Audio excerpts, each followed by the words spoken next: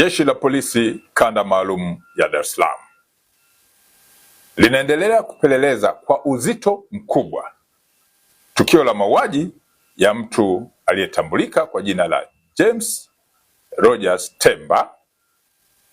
Huyu alikuwa ni mwanafunzi wa mwaka wa pili wa chuo cha usimamizi wa fedha yani IFM ambacho kipo jijini Dar es Salaam, ambaye mwili wake ulikutwa unaelea kwenye maji yaliyokuwa yanatiririka katika mto Msimbazi, eneo la Kipawa, Ilala, tarehe 30 mwezi wa 4 mwaka huu wa 2026, huku mwili huo ukiwa hauna kichwa. Polisi Dar es Salaam imewakamata watuhumiwa 4 ambao wanahojiwa kwa kina kuhusiana na tukio ambalo linachunguzwa.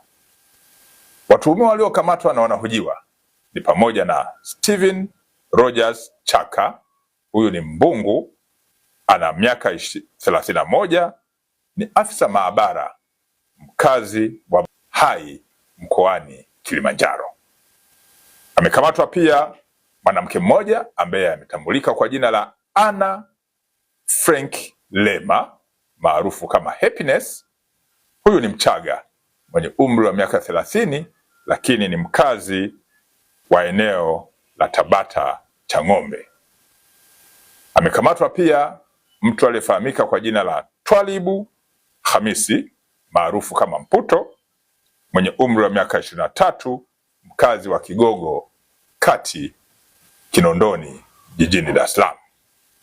Amekamatwa mtu mwingine wa 4 ambaye ametambulika kwa jina la Michael John maarufu kama Tambali mwenye umri wa miaka 26. Huyu ni mkazi wa Kigogo Kinondoni jijini Dar es Salaam. Vipo pia baadhi ya vielelezo ambavyo vinachunguzwa kuhusiana na tukio hilo. Wito wa Jeshi la Polisi Kanda Maalum ya Dar es Salaam kwa wananchi kuwa watulivu ili kila aliyehusika, kulingana na ushahidi ambao unakusanywa na utakusanywa, aweze kuchukuliwa hatua za kisheria.